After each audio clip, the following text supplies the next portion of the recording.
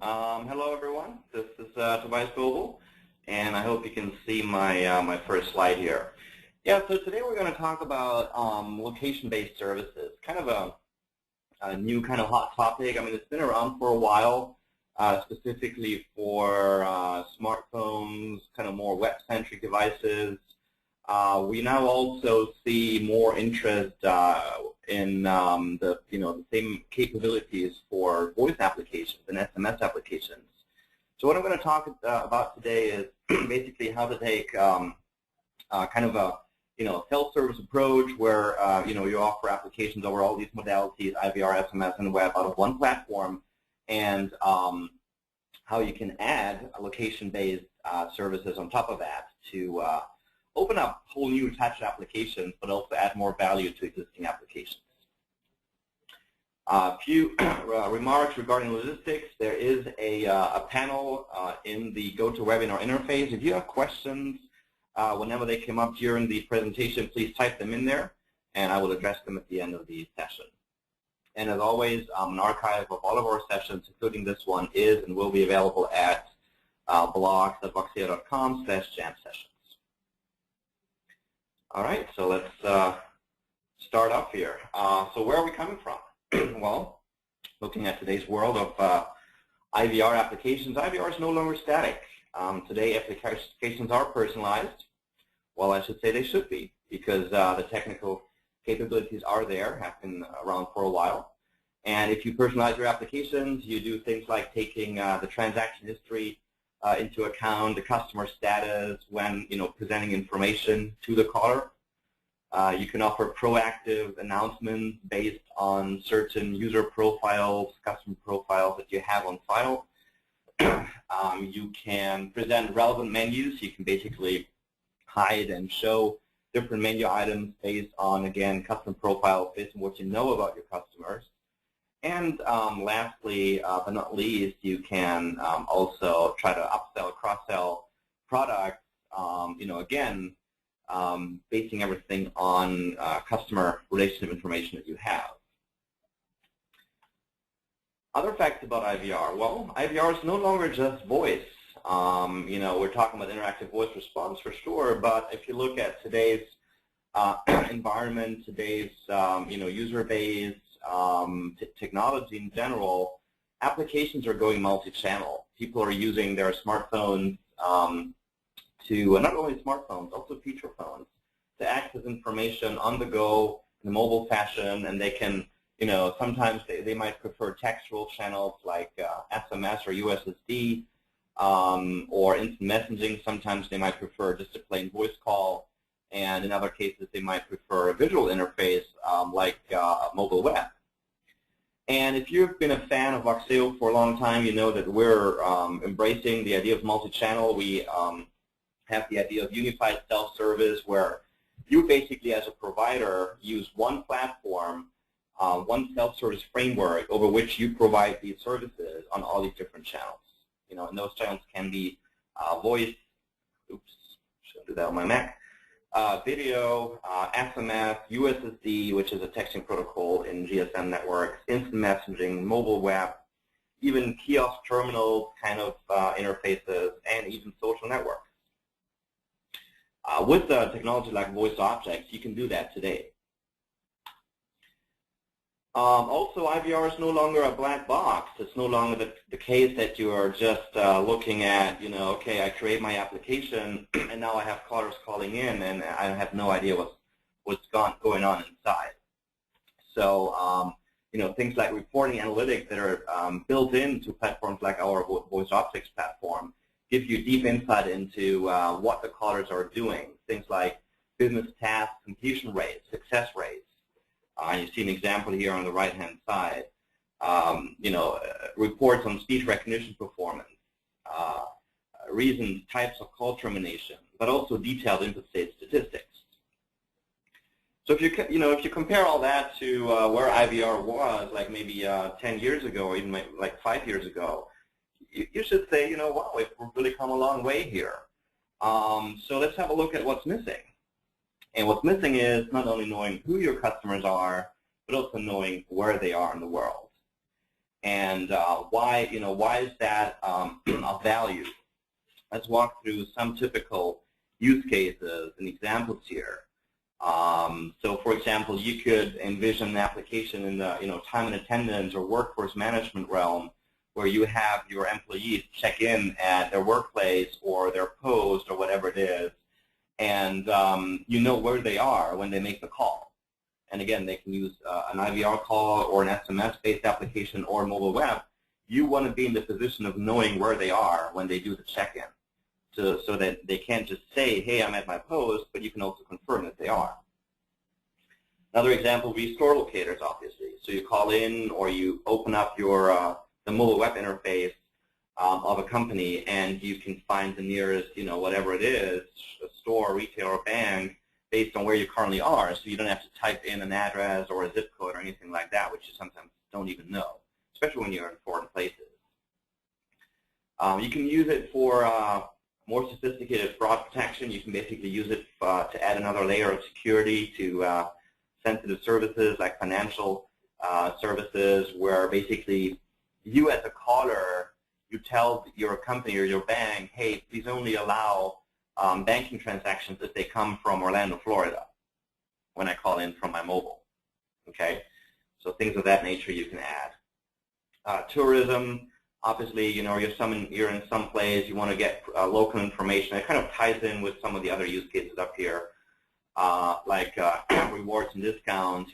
Whatever the business is that you're in, if you have things you can offer locally, that say somebody calls in and they're actually very close to a store, why not provide proactive notification announcements that, hey, it seems you're only 2 miles away from the next Home Depot. If you come in now, you get a special discount or something. Obviously, traffic information, weather information, people calling in to get that kind of data, that kind of information. Again, they don't have to tell the system where they are. The system can just pick that up through location-based services. Real estate, let's say you're in front of an object and you need information on that. You just call the hotline that's on there. You don't have to type in or say or whatever the ID. The system knows where you are and just presents information for that particular property you're standing in front of. So bottom line, it can do things like reduce call time by not having to ask where you are. It can add value to your applications that wasn't there before, and it can also increase revenue if you build that type of application in there. So let's have a closer look then at how location-based services actually work technically. So how can a caller be located? Well, there's different technologies underneath that you can use. One is cell tower triangulation. So basically, when you're calling an IVR or calling a number, you're using your cell phone, and since that is always registered with usually several cell towers, you can have those cell towers basically put you in a pretty good position and be able to locate you pretty accurately, especially if you are in kind of areas that have more density in terms of the cell towers. Those locations can be pretty accurate, and that is information that the carrier typically provides. And there's even regulations around, for example, when you place 911 calls, carriers now need to be able to locate you within 50 and 300 meters. Another type of technology that's out there is GPS. So on most smartphones today that you buy, there is a GPS device built in. So in that case, you're getting the information of your location by hooking into satellites. And again, the phones typically have the capability to abstract from the underlying device and basically just give you the coordinates. If you're talking about a pure mobile web kind of application, or static web, typically you could derive position from the IP address that you logged into. Actually, mainly for static websites. So that's not very accurate. One thing that's also available is Wi-Fi hotspots. You're probably aware that Google, when they send their cards around, they not only photograph the streets for Street View, they also registered all the hotspots that were available in the different regions. So now when you are in a particular place in the city and you have maybe access to 10 or even more different hotspots, then you can compare that with a database that can tell you, hey, you're probably here right now because I know based on the hotspots that you're registered with. Now, if you're looking at, what channels have access to which information, typically the IVR, voice, and SMS would rely solely on cell tower triangulation. So basically, we will expose an API through which you can find out latitude and longitude parameters based on an ANI. Okay?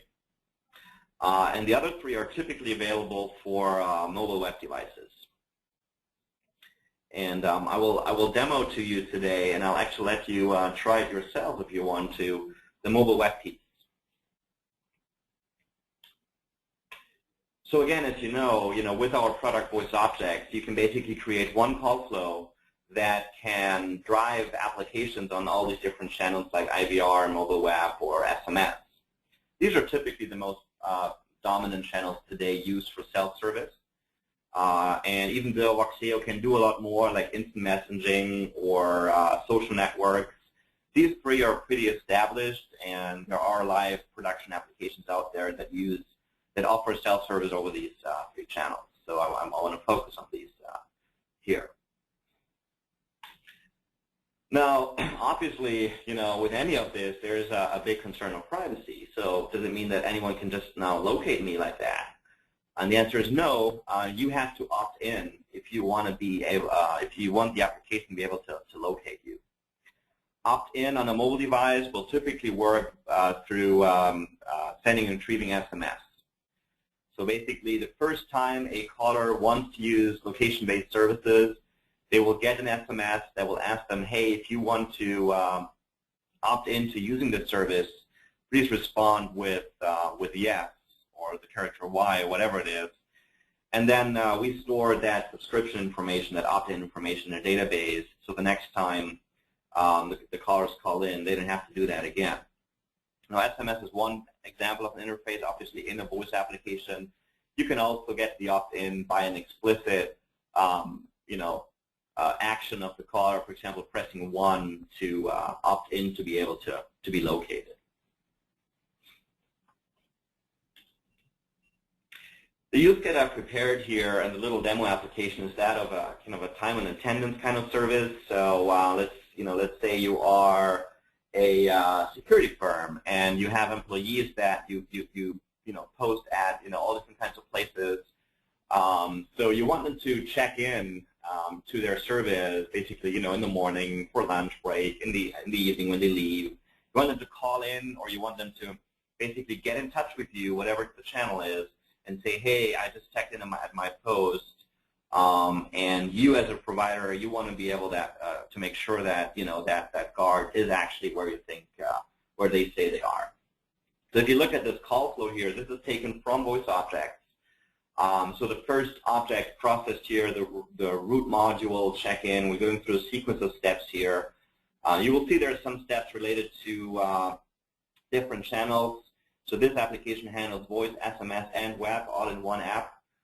It shares the same backend integration. It shares the same reporting, obviously.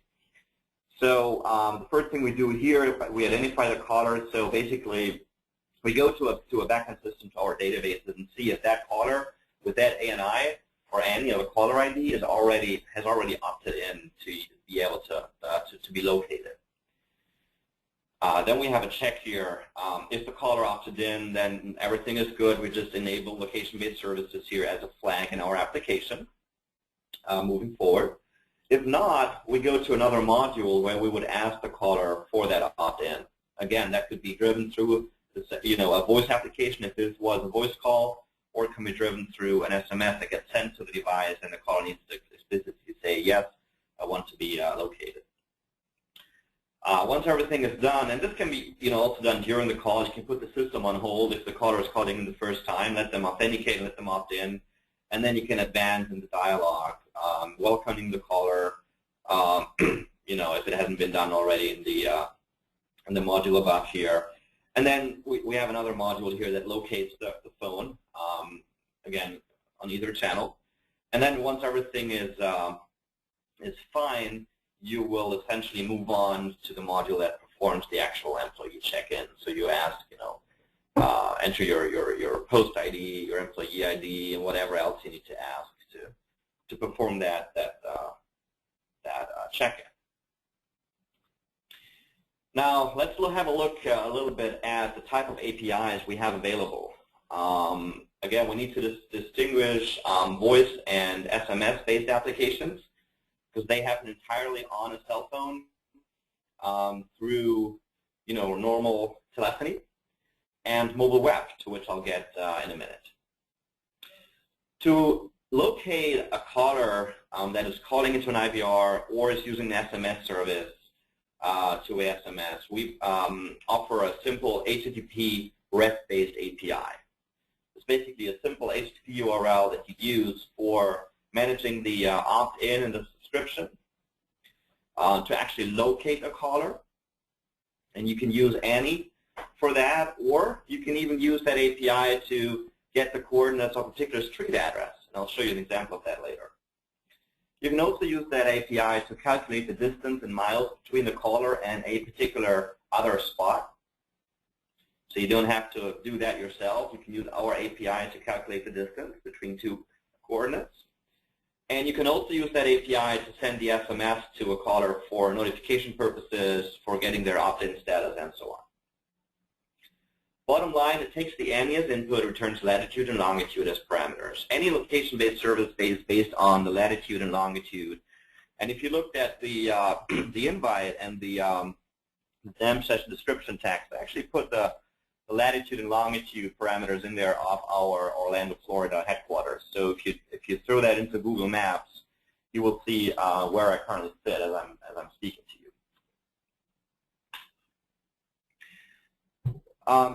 To show you some of the sample parameters you need to give that API, there's essentially 3 base parameters you always need to give any API call. One is a customer ID. That is an identifier for you as a business customer of Voxeo. So we give out unique IDs to distinguish the different customers. Then you have an application ID. So for every application you want to build for billing purposes and other purposes, you want to get a dedicated ID for that application.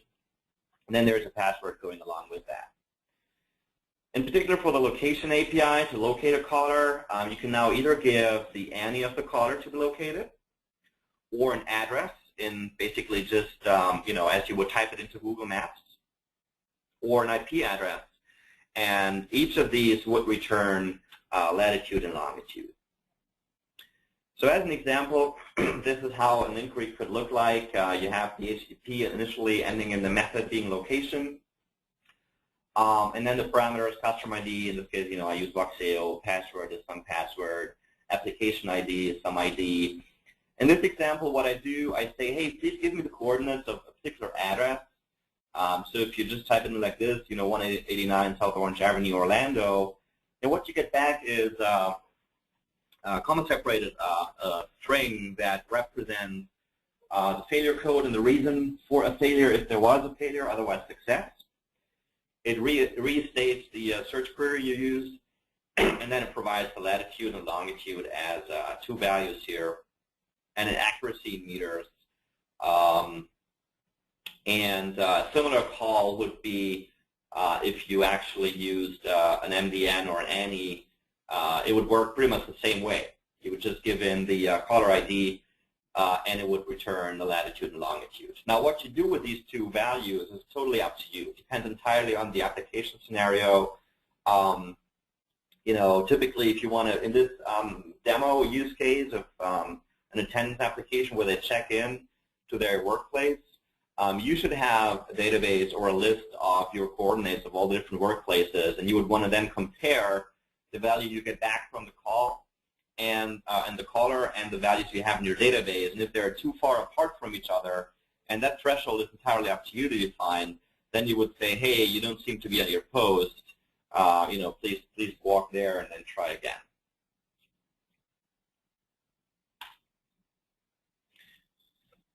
So in a VoiceObjects application, how would you use that API? It's pretty simple because we have an HTTP connector object in VoiceObjects. So whenever you need it, you would basically put that into your call flow. The parameters are the location of the API itself, the HTTP URL, then the method you want to use. Again, there's one for locating, there's another one for subscription management, and there's another one for determining the distance between two locations. So you define that in the file field. And then you would have a return value, which is a variable typically that will hold the result string that you saw earlier, out of which you can then parse latitude and longitude. Also, all the authentication parameters would then be put into the parameter set, like customer ID, password, application ID, and then either the MDN, which is caller ID, or the street address or an IP address. Now, how would the same look like in a mobile web style application? To use that, you would use basically HTML5 capabilities. Now, the geolocation API is defined by the W3C, which is the World Wide Web consortium that defines all those standards. And while this is not an immediate integral part of HTML5, it's kind of associated with it. Essentially, it's an example of those scripting APIs that HTML5 offers. The good thing is geolocation API is already supported on a variety of platforms. That's the case both for desktop browsers like Firefox, Chrome, Opera, Internet Explorer, and Safari, but also mobile devices. So you do find it on the iPhone platform. You do find it on the Google Android platform, for instance, two of the most frequently used ones. Also some mobile browsers like Opera Mobile, which is available for Android and Symbian devices, offers that API. The second question is, how is that related to a voice application or a VoiceObjects application? Well, as I was talking about, we're not only talking IVR anymore. And VoiceObjects does have the capability to basically render HTML for mobile web style applications. And the way that VoiceObjects renders HTML is based on a rendering template engine. Okay, so we have standard templates predefined for each of our object types. So if you look down here, if it's an input step, an output step, a menu, a confirmation, a list, whatever it is, we have dedicated templates how this should be rendered in HTML. But what you can do is you can build your own templates, either by service or even per object. And that's what I've done here to enable geolocation in my little demo app. And let me show you how that application works. If you want to try it out yourself, feel free to do so on a mobile device typically. You can also try it on a browser like Safari. Please point your browser to bit.ly/Voxeo check-in, and this is case sensitive. So you want the uppercase V, uppercase C, uppercase I, Voxeo check-in. Before you can do that, you do need to make sure that location services are enabled for your browser. On an iPhone, that's the setting in your settings, location-based services. So you go there and turn it on for Safari. If you want to try this out in a normal web browser, you can just give it a try. You should get initially a little page that says, it looks like this: to verify your position, please enable location services, then press the button. So you click the button. In a big browser, you would get a pop-up that says, hey, the website, blah, blah, blah, would like to use your current location. And you can allow it or not allow it, or you can leave it on for 24 hours. Once you do that, the system will try to locate you and point you and point you out on a map. And it's using Google Maps to do so. Also showing you the latitude and longitude parameters. So let me try that. I'm switching over to my Safari here. I've made it kind of small so it looks more like a mobile device. So I'm launching that URL. That bit.ly URL points to a longer URL in our system. So now I'm getting to this first page. I click on the button, and the browser does a pop-up here and says, hey, the application would like to use your current location. So I say allow, and it should now check out where I am, and it would use, again, technologies like nearby Wi-Fi hotspots, potentially GPS, whatever your device has, and it correctly locates me in downtown Orlando, not far from beautiful Lake Eola Park. So now what I can do is I can click on check-in. It'll ask me for my 6-digit post ID. Now, 1, 2, 3, 4, 5, 6 points to the Voxeo office. Since I am there, it'll let me through. If you guys try that, since you won't be in the Orlando office, it will tell you, hey, you don't seem to be near your post. Please use different forms of check-in, or please make sure you're at your post. So for you guys, if you want to try it out, the next step will not work. In my case, since it has confirmed that I am where I'm supposed to be, it now asks me for my ID, and it'll eventually let me check in successfully into my workplace. Okay. Now I'm curious to see whether any of you are actually trying it out. So let me go to my control center here, and I can see there's 15 active sessions. That seems that a lot of you are trying it, which is good. If it works for you or not, you might put a question or remark in the panel of GoToWebinar. Let me know if it worked for you guys. But I'm seeing 15 people trying it out right now. By the way, what I'm showing to you here is the Desktop for Eclipse interface. This is the application that I built for this. So you see the check-in module, and the location module is defined here. So if I go to that, it has an input step here, check geolocation. This input object actually rendered the first page that had the determine location button on it. And then, if it could locate me, it says, hey, I could successfully locate you, and it will let me through. Otherwise, let's say the browser doesn't support location-based services, you will have gotten information that says, hey, I can't locate you. Please turn on location services on your device. All right. Wow, now there's even 20 people trying it out. I like interactive presentations, even though I'm kind of the only one talking here. But anyway, thanks for giving it a try. Let's go back to my presentation. I want to show you how I've technically implemented that in HTML. So essentially, I've gone into the render templates, and I have modified the template for the input object.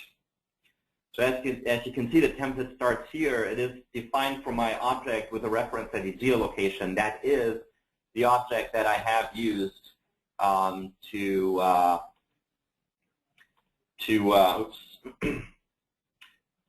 present the initial location step. So you see HTML in here. Also, what you can see, I use jQuery just for ease of use purposes. So I'm pulling in the jQuery JavaScript library here into my application.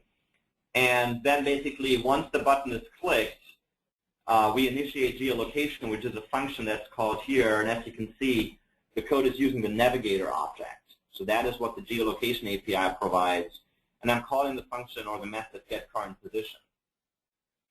And I'm calling it on another method here, handle the geolocation query. In that, you can see that I define a VoiceObjects return URL. Now, this might be a little hard to read. So what you're seeing here is I'm defining a URL variable that has the VoiceObjects return URL structure in it, and I'm embedding the latitude and longitude parameters in there through the position object. So I'm basically asking the geolocation API, hey, please give me the latitude and the longitude of the device's position. And I'm attaching that as two variables here in my URL that will eventually go back to VoiceObjects. And then the next step is window.location equals URL. So what this does is, okay, once the button is pressed, once I know the coordinates, I basically follow that URL, and that will go back to VoiceObjects application server to make it render the next step, which is showing me the map. All right. So that is pretty much what I wanted to show you today. Again, summarizing, we are offering an API, simple HTTP API for voice and SMS file applications, and we are exploiting HTML5 capabilities on the mobile devices, on the smartphones, to provide that same functionality for mobile web type applications. So at this point, I want to open it up for questions. There is one remark from a gentleman called John that says, works for me. So he tried it out and it seemed to work. Another gentleman called Cliff gave feedback very slow. Now, my question would be to Cliff, was that after you click the determine button, was there a long delay? Or did the first page take a long time to load? Because if it is after the determine location button, that is beyond our control, because at that point we're basically telling your browser to access whatever it has for technical capability to locate you and give that back to us. So the delay in that is beyond our control. That is dependent on the device and on the browser. So any other questions that you might have at this point, please put them in the questions tab.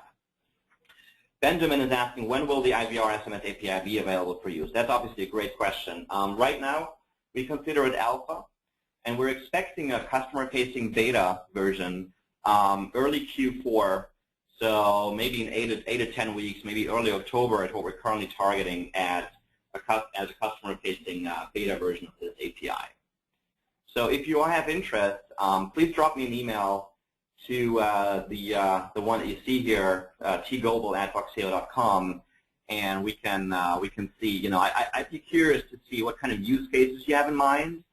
You know, what kind of accuracy you're expecting, and what kind of channel, like IVR, voice, or web, and then we can you know, get into some conversation and expose that API to you guys. Any other questions?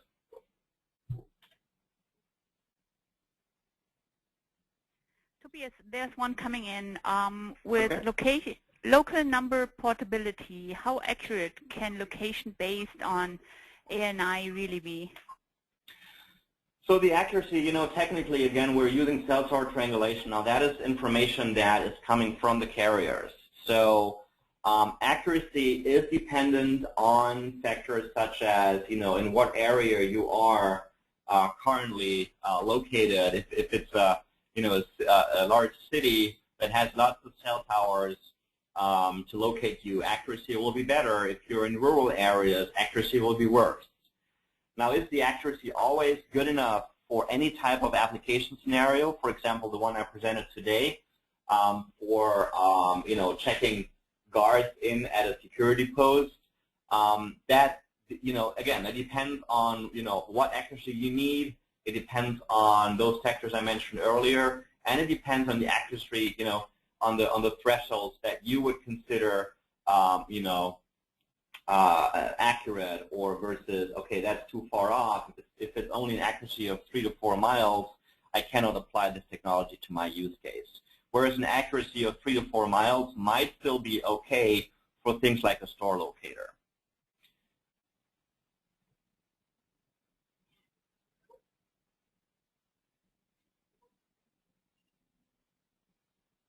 Any other questions? Doesn't seem to be the case. So in that case, thank you very much. Let me put here on the screen our next Developer Jam session is August 17th, and we will talk about our new releases of both Prophecy and VoiceObjects and Prism. So feel free to join that session for today. I thank you very much, and have a great day. Bye-bye. Thank you. Bye.